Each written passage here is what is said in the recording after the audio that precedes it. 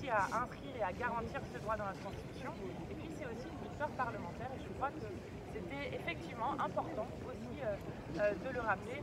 En tout cas, au vu de l'enjeu d'aujourd'hui, nous avons une journée de lutte pour les droits des femmes qui commence bien et qui augure de nouvelles batailles. Je suis notamment heureuse que Emmanuel Macron ait dit qu'il était favorable au fait d'inscrire l'avortement aussi dans la Charte des droits fondamentaux de l'Union européenne. Et une des prochaines batailles qui nous attend aux côtés de l'abolition de la double clause de conscience spécifique à l'IVG et aux côtés de la réouverture notamment des centres IVG pour qu'une femme sur 4 n'ait pas à changer de département en France pour pouvoir juste avorter. Vous pourriez mener ce combat avec la majorité?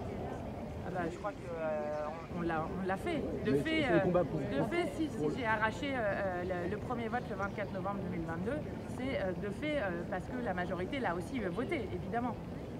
Le combat européen. Après, la vérité, c'est qu'au Parlement européen, aujourd'hui, on a une extrême droite qui est de plus en plus forte et qui ne se cache absolument pas de s'attaquer au quotidien au droit à l'avortement. Des dizaines de fois, nous avons voté sur le droit à l'avortement au Parlement européen. Des dizaines de fois, Jordan Bardella a voté contre et nous avons une session plénière la semaine prochaine. Nous avons d'ores et déjà demandé un débat et une résolution pour demander à inscrire le droit à l'avortement dans la Charte des droits fondamentaux. Mais ça va être une bataille de longue haleine et la leçon de la victoire en France, c'est qu'on la gagne que si les politiques sont alliés au mouvement féministe, sont alliés au mouvement associatif et c'est que de cette manière-là qu'on la gagnera, mais il y a encore un long chemin parce que partout en Europe, les droits des femmes sont attaqués. En Pologne, en Hongrie, en Italie et dans trop de pays au hasard. Du mal à imaginer Jordan Bardella présent ici alors qu'il sait très bien qu'au Parlement européen, il a systématiquement voté contre le droit à l'avortement. L'extrême droite, vous savez, la seconde où ils arrivent au pouvoir, les premiers droits auxquels ils s'attaquent, ce sont les droits des femmes. C'est la leçon qu'on apprend en Hongrie, en Pologne et dans tous les pays où l'extrême droite est arrivée au pouvoir.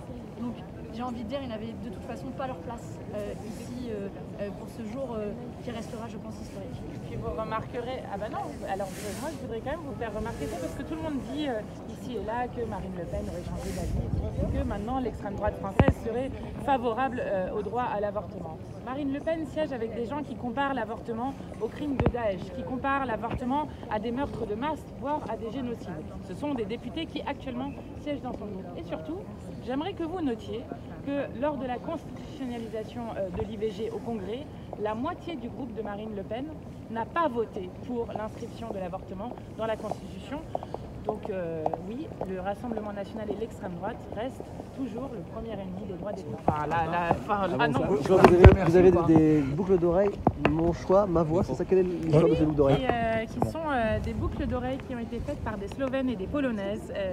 Et notamment, je suis très heureuse que cette victoire arrive en même temps que les Polonaises qui viennent de récupérer le droit à la contraception d'urgence qu'elles avaient perdu même avant le droit à l'avortement.